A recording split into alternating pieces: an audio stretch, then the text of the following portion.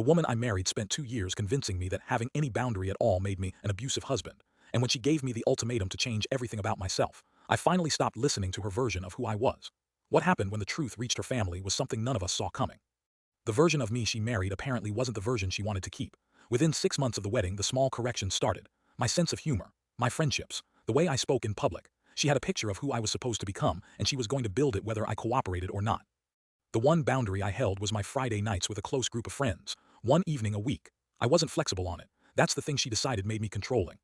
She told people I was difficult to live with, that I had rigid, unhealthy patterns, that she tried to help me grow but I resisted every attempt.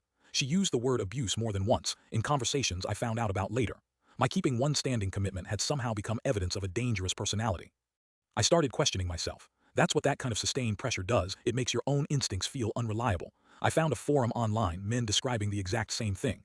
Their words felt like someone reading my life back to me. I wasn't crazy. I wasn't controlling. I was just being told I was until I believed it.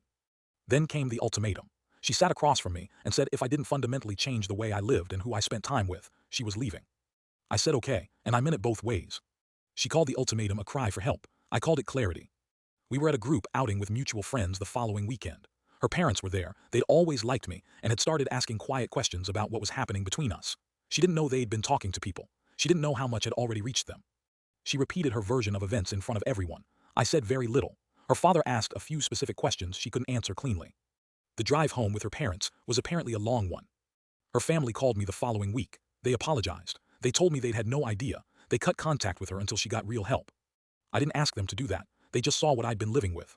The forum guys called it the rarest outcome. I called it the truth finally having somewhere to land.